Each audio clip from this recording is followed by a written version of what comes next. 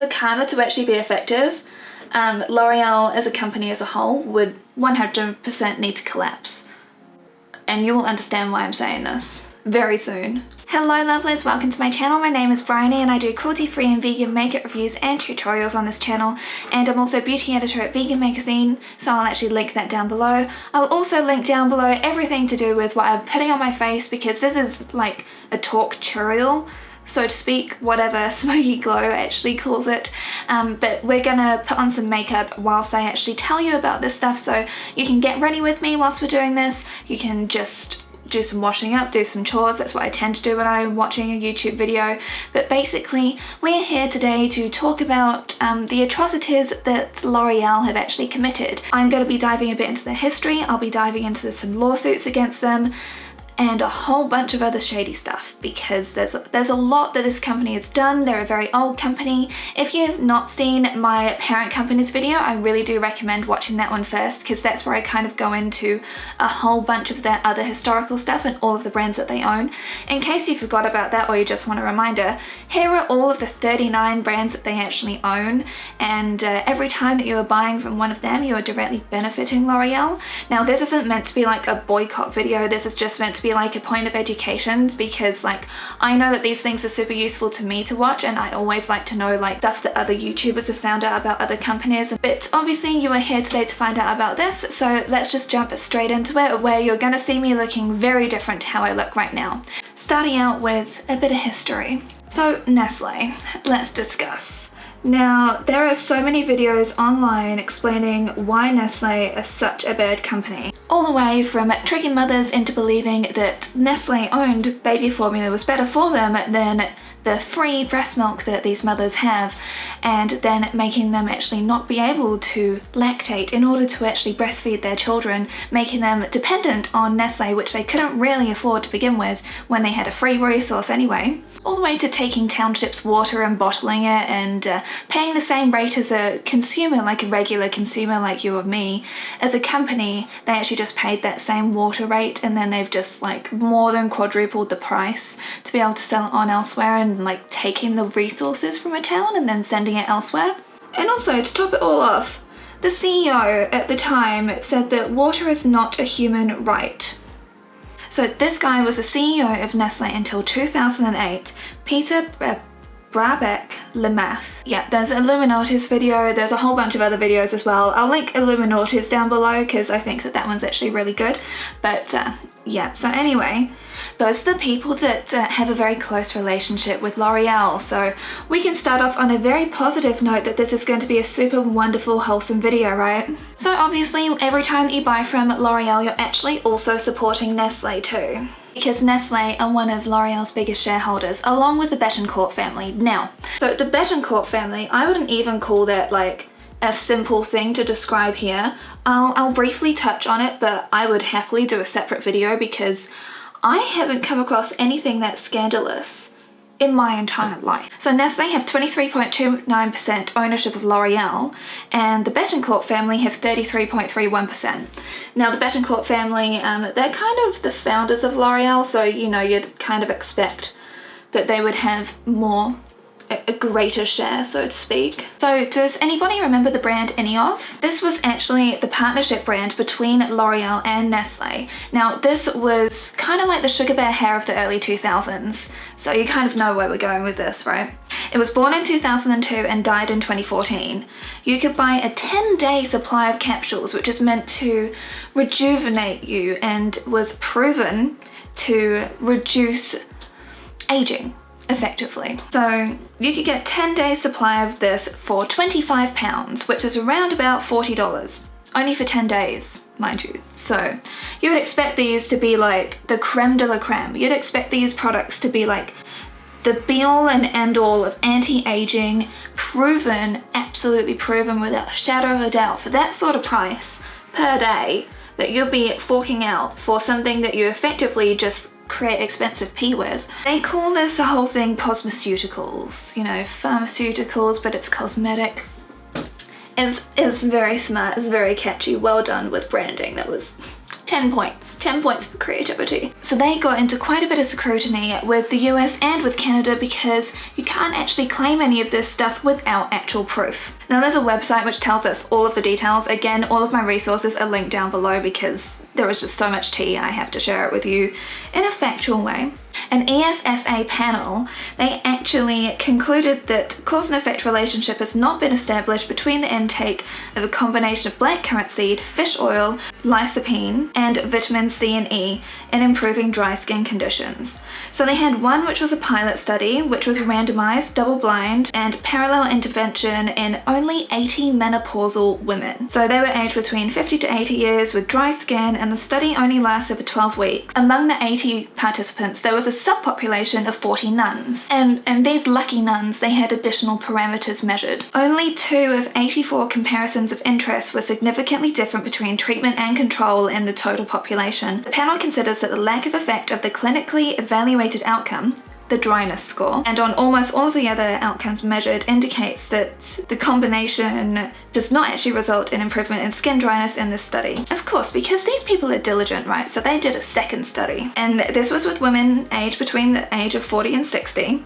The duration was for 30 weeks, and the panel notes that there was no significant differences between the treatment of the control group and the primary group. Safe to say, this stuff don't work. That's basically what these scientists found out, is that nothing actually works, so you can't really go making these claims. Yes, Slush 2 palette. So this is where it gets a bit funnier for me, because the joint venture flopped because they only made $53 million. I mean, that is pitiful. Except for the fact that that as a sum is actually incredibly impressive in this sort of venture. But it wasn't a high enough figure for such king hitters in these industries because, you know, that's just small change to them. We can have a look at their financials and you can see how much they make per annum. Yeah, this was nothing for them. So obviously they just, you know, flopped. It's honestly just like the scientific ones that crack me up the most, because it's like, but we had nuns. How could this not work?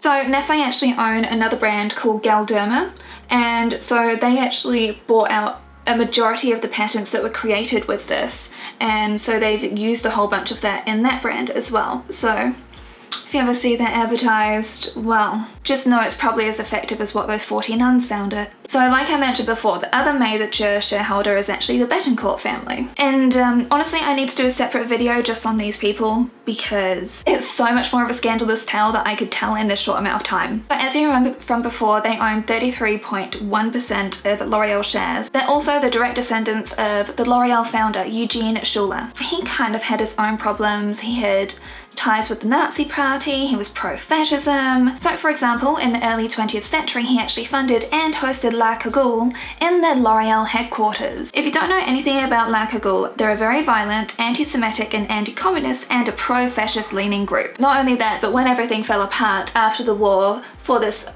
disgusting pro-fascist regime, he actually had a bunch of these people hired for L'Oreal. That was including the person he would make the US CEO, Jacques Courez. As for Liliane Bettencourt, well, I'm not sure if it's Liliane or Liliane. In 1974, in the fear that the company would be nationalized after the French elections, she exchanged almost half of her stake for a 3% stake in Nestle, hence the ties with them. She was also the richest woman in the world at one point, in case you didn't know. She has passed away, but honestly, if you want to hear about the Bettencourt affair and everything to do with that, I would be so happy to do a video on this. It's so bizarre, the lives that like the uber rich lead. Now, let's look at their lawsuits. I mean, there can't be that many. Of course there are. L'Oreal is a super old brand, and with all of that comes a lot of problems. Now, I've kind of tried to focus more on the more modern cases because I kind of feel like it's a lot more relevant to what we're gonna know. But also because these problems are so modern, it really does go to show the fact that whilst I'm a strong believer that people can change and grow and, you know, become a positive person in the world, a positive impact in the world, that hasn't actually seemed to sink in one bit for L'Oreal. So that's why I'm kind of bringing these up, because I'm quite frankly disgusted at some of these things. This is the part where I'll probably rant a little bit, and I do apologize. But I also, like I say all the time, I think it's important that we are knowledgeable consumers, that we know about the people that we're buying from.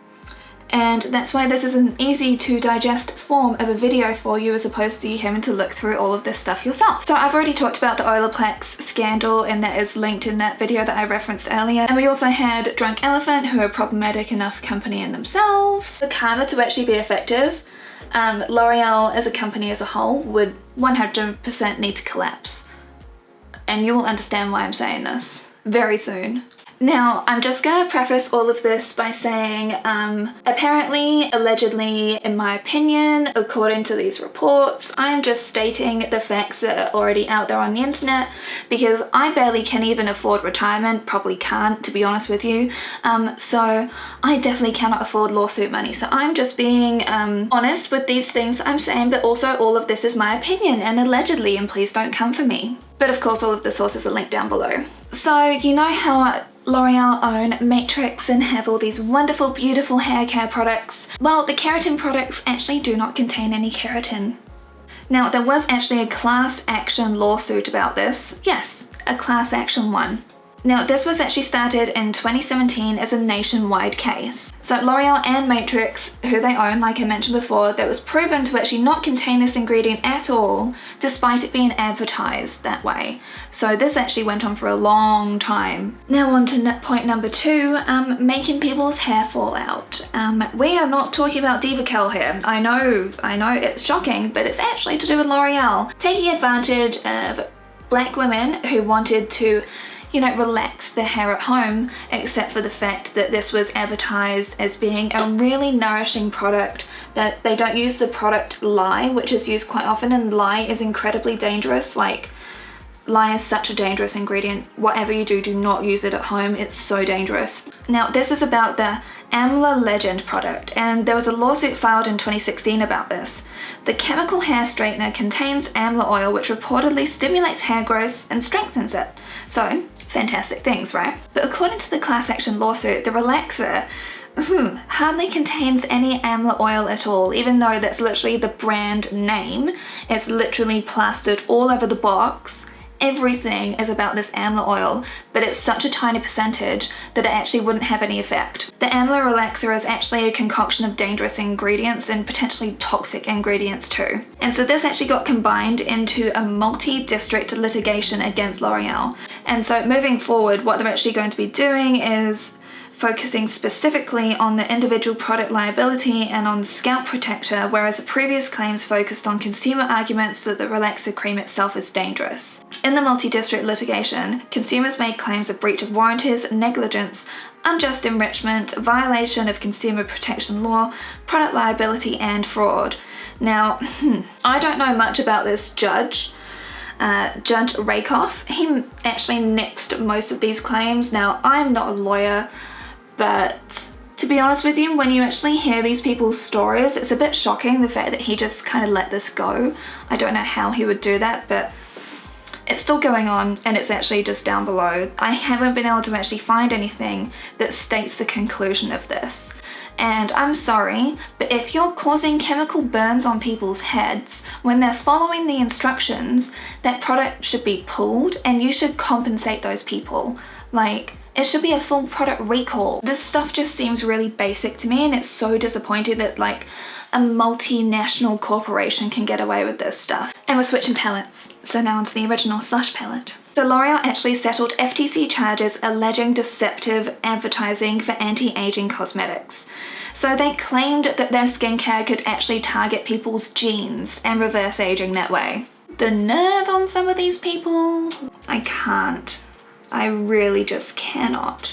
So they said it was using gene science. The FTC wasn't having any of this BS in 2014, and this was actually for their Lancôme Générique and the L'Oréal Paris Youth Code. In case you forgot, L'Oréal actually owned Lancôme. So of course, the sass in this statement is just amazing, and this is from Jessica Rich, the director of the FTC's Bureau of Consumer Protection. So she said, "It would be nice if cosmetics could alter our genes and turn back time, but L'Oreal couldn't actually support these claims." Now, obviously, a person in her sort of position, you can't be as salty and shady as me. We know what she was really saying there. Some of you might have heard of the name Amanda Johnson. I actually spent over an hour trying to find the outcome of this case, and I am not joking with you. Over a whole hour spent just on this. So Amanda was the VP of marketing at L'Oreal and she was fired. Now, accounts vary on the reasons as to why she was fired. So she actually got back from holiday and she was fired when she got back from holiday. Now, she believes that this is due to the fact that she spoke up during a meeting about the discrimination that was happening within the company and how it wasn't fair. So, you know, relevant things to bring up. I think that that's fair enough. And she also raised about the fact that they haven't made the changes that they should have and said that they were going to. So, as far as I'm concerned, I'm just going to quote Chicago with this: they reneged on their pledge. So, they had it coming. L'Oreal don't go down easy, as we can see, and as we'll see a bit more later on. So she also said that the conduct at L'Oreal was completely unacceptable. Another VP was throwing these wild parties and expecting her to actually recruit junior staff to join in on their sex parties that they were having. So let's just say that that is very inappropriate. What the hell are you thinking that you're doing? And you're effectively trying to use her as a pimp? I'm sorry, I thought this was a beauty company. I thought this was because we're all worth it. And also, just to put a cherry right on top of this discriminatory case, one of the other men that was actually employed by L'Oreal, they were watching porn during a meeting. So there's that. Now, L'Oreal states that she had poor performance and had unacceptable conduct, including saying that she'd threatened junior staff members, despite the fact that she'd actually really quickly worked her way up the ranks in the company because of her amazing work. So the jury's still out on whether she's been successful in actually suing them, but this whole thing started in 2018.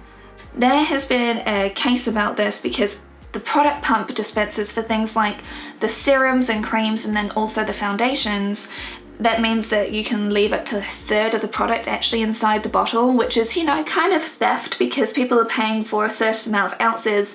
And with this packaging in particular with L'Oreal, you cannot open the bottle. At least with the e.l.f. products that I own, which is just the foundation, which I struggle with, you can open the bottle. So there's this lawsuit that was actually brought up in 2018. And it's actually a class action lawsuit, so a fairly hefty one. This is a pretty big deal. According to the consumers that actually made this case, it's the bottles where the problem is, because of the way that the pump is placed, means that you can't actually get to around about 41 to 80% of the product, which is just horrifying. And because you're spending like upwards of $15, now that's in the US, here in New Zealand, makeup's a lot more expensive. So this means that on average, because products cost around about $15 US, they're wasting around about $7 of that money. So they wanted to be able to, you know, get that back, and also mean that these companies couldn't actually continue using these faulty pumps. And they could easily actually use something like squeezy tubes or different pumps, like air pressured pumps. But they're not going to do that, of course, because they want people to buy the product more often. I mean, like, what's an easier way to be able to get people to buy a product more often than meaning that they actually don't know how much product they've got left, and then they can't get anything out, and they're like, oh, the glass bottle must be heavy. This must be really nice and expensive. Gotta go buy another one. How wasteful is that? I'll again link to that down below. I do not know, again, the outcome of this. Now, this is one that sparks a lot of joy, and this is also the last lawsuit that we're going to cover, and it just makes me so very happy when karma just comes back around, and it's so good, it's glorious even. So there was this incredible badass woman called Elsya Yanowitz. So she was a regional sales manager, and she actually stood up against a top executive at L'Oreal. I mean, come on, good on you. Casting your mind back to 2003, can we all try that? There we go, there you go, you're there now. So this fellow's name is Jack Wiswall. Now, make of that name what you will. I will not discriminate against anyone's name because I know what it's like having a first name like mine. It's not been fun. He gave the instruction to actually fire a saleswoman that was working on the floor, and this woman was actually one of their top performers. He said to fire her because she was ugly. And I'm not even lying when I say that. Like, again, everything is linked down below. But he's like, no, she cannot work here. No. And pointed over to some hot young blonde, young enough to be his granddaughter, was like, get me someone hot like that. And I'm like, I'm sorry, I thought that sales were the thing that you wanted to achieve here, not something for your spank bank.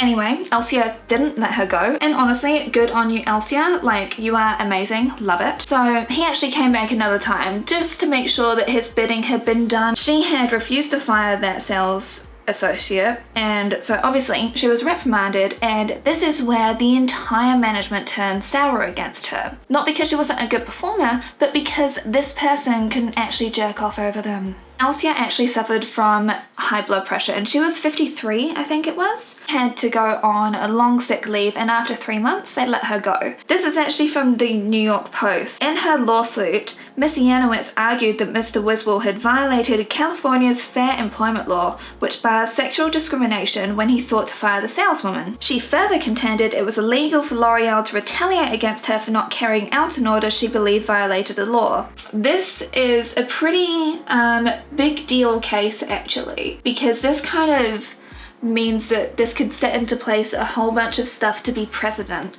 Because obviously, as we know, whenever it comes to legal things, when something is passed in law previously, then that means that it can be passed again, if that makes sense. So it's like, whenever a case comes up, they're like, well, this is the precedent that's been set by this other case that had something very similar, so those were the outcomes then, so that set the precedent to mean that our case, this is viable for this case.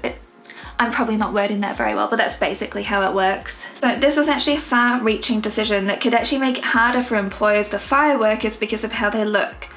A California appeals court accepted Mrs. Yanowitz's argument, and as part of its ruling, the panel wrote, an explicit order to fire a female employee for failing to meet a male executive's personal standards for sexual desirability is sexual discrimination. And the court also added, a lower-level manager's refusal to carry out that order is protected activity, and an employer may not retaliate against her for that refusal. To buttress the case that there was improper retaliation, Mrs. Yanowitz's lawyer, her husband, Herbert W. Yanowitz, uncovered evidence that soon after she refused to fire the saleswoman, the L'Oreal officials began asking her subordinates to provide negative information about her. So honestly, like, good on you, Elsya. Like, that case was passed, and that means that she's made like this massive impact for people that have followed after that time, and I think that is so good. Super powerful, and I just feel really sorry that she had to have her health suffer for this. But again, that just goes to show like how disgusting this company really is to believe that that was acceptable to get away with to begin with. Oh, and do you want to know what happened to Jack? So he retired in 2006. We won't miss you. I mean, for goodness sake, she's selling makeup to women back then. That was what was happening. People don't care how someone looks. People care about their talent. People care about the fact that they listen to them and then give them the right things. That's what they care about when it comes to a sales associate, not about the person looking pretty. Like, I could just go on for a very long time about that, but I won't. Now let's look at some controversies. Or I could really just call this racism. I'm just saying that if you haven't learned from multiple times we've done the same thing in the past, you're probably just a trash company. Now, I'm also a believer that many controversies that have happened in the world could actually have been avoided if people just hired people from different walks of life and who had different backgrounds, different ethnicities. Seriously, I believe that there would be so many less controversies and like disgusting things happen in the world if we actually just had people hired based on skills and not based on racism, discrimination against gay people, discrimination against anyone that's not like cis white, effectively. Colorism. Now, you probably knew that we were going to end up here, and you probably also knew that L'Oreal still is, and has done for many years, encouraged skin bleaching. Yes. That disgusting thing. Of course, this is just perpetuating the disgusting stereotype that fair skin means that you're prettier, fair skin means that you're wealthier, fair skin means that you are, and fair skin means that you're more worthy. I'm sorry. I mean, like, they're getting rid of certain words out of their products, but they're still selling them, and that's where my problem is, because that just really goes to show the fact that they actually only care about the bottom line. They do not care about the people. And also, as a multinational massive company, you have the power to actually set the trends. You are the people that are giving these products to people, and therefore you're the one that actually influences what people buy, and you encourage these things. So you're still encouraging it. You're still encouraging skin bleaching, which causes damage to people's skin. I said I'd get heated, I'm sorry. It just makes me so mad with the stuff that they've gotten away with. It really does. It's just disgusting to make people feel like they're worth less because they have more melanin. And more melanin in your skin actually means that you age better and you're better protected against the sun. So if anything, that should be celebrated. So I'm just saying. The products are literally called White Perfect to make it even worse. And it's only this year that they actually changed the names, going from like White and Fair and Light for its skin evening products sold under the Garnier brand. And it's like, they still sell the products though. Oh, can I say that word? I might have to blank that out, but it's... So does anyone remember Fructis, that disgusting like silicone-filled hair product that we used to use, and myself included, that really damaged my hair massively? Yeah, so Fructis, when it was actually launched in 2000, so Garnier, who are owned by L'Oreal, again, it's a massive corporation, they own everyone, they wanted to have models outside of supermarkets in Paris to, you know, show people how to use these products, and you know, fair enough, that's fine, whatever. Except for the fact that they told the recruitment agency that they wanted models who were BBR, which means Bleu Blanc Rouge. Now, Bleu Blanc Rouge could just be the colours of the French flag, right? Actually, that is used by alt-right people in France to basically say that white people are better and they only wanted white people. So less than 4% of the people that were hired for this gig were of non-European descent. There was a group in France called SOS Racism, or Racism, and they brought the case in 2007 against L'Oreal and the recruitment agency. And of course they won in court for this. Now I think that's pretty obvious as to why they would win in court. This is linked down below because some of the quotes are utterly disgusting. I don't even want to, I just don't want to. Each of the companies, L'Oreal and the recruitment agency, they were actually fined 30,000 euros. Samuel Thomas of SOS Racism told The Guardian, "This ruling is an enormous victory for everyone currently suffering from race discrimination in France. It shows that economic interests cannot be put before the law and morality. Companies here clearly thought that racism was in their financial interest." That's disgusting, isn't it? Like, the fact that people high up in L'Oreal thought that people would only want to, you know, buy products from someone that fit an alt-right view in terms of what is attractive. I'm sorry, what? There are so many other beauty companies out there, that's the thing. We are not starved for choice. So many others. I'm surviving just fine. And I don't even have access to all of them that are available in the world, so you've probably also heard of Munroe Bergdorf. Now, she is an incredibly beautiful transgender woman who happens to also be black. So in September 2017, L'Oreal faulted Bergdorf for a Facebook post subsequently taken down that cast a broad brush of responsibility against white people for white supremacy in the wake of the Charlottesville confrontation. I know that the protests have gotten like bigger, which is important, but Charlottesville was an utterly horrific thing. If you remember back in 2017, she was vilified for doing this and she was let go of her job just for stating her opinion on her private Facebook page about, you know, white racists. I'm sorry, I don't really see that as a reason to fire someone. But the bigger problem is that, you know how in June this year, like, all companies suddenly became woke and they were talking about like Black Lives Matter, all this other stuff. So, you know, they jumped on the hashtag BLM trend. I'm calling it a trend for them because they do not even know what anti-racism is. Bergdorf rightly called them out about this, and I'm gonna put the brand president's statement on the screen now. Yeah, I don't even want to give them the light of day to be able to try and get their opinion out there because they're trash, everything is trash, and they can shut up because they're only doing this as a performative act and we can see through it. This is kind of where it gets a bit darker, and this is where I talk about World War II. Their headquarters in Germany is actually on stolen land, or it was on stolen land, but they didn't see a problem with it. So obviously occupied Germany, we know that as time passes, things can be corrected, people can give things back, and what is actually the standard protocol for land that has been sold, or sold I should say, from Jews to I'm gonna have to blank out so many words in this, but basically when land was sold in the war times to that was actually under duress there, and it's common practice that all of those sales are actually invalid. So people actually typically get their land back. Not with L'Oreal. They didn't want to do it. No, I'm sorry, sweetie. We've kind of settled in here and it's like, we've made this place like really cozy, and I just got the artwork up on the walls. So they bought this in 1961, and then they actually sold the property in 1991, I believe. So this was the headquarters for 30 years. Now the thing for L'Oreal is the fact that they don't believe that anything that happened prior should fall on their shoulders, except for the fact that the land that they bought to begin with was actually someone that was associated with L'Oreal. So technically they did have everything to do with it, and it was actually all in their responsibility. It was all up to them about what to do. As a massive company in 1960s, they were giant, and they're even bigger now. They could have bought somewhere else and had their headquarters somewhere else. It's just disgusting. The Jewish owners actually got deported, and of course they had no claim to the land, and then when they tried to, L'Oreal were just like, no. And honestly, everyone was so confused as to why, because it's just such an accepted practice.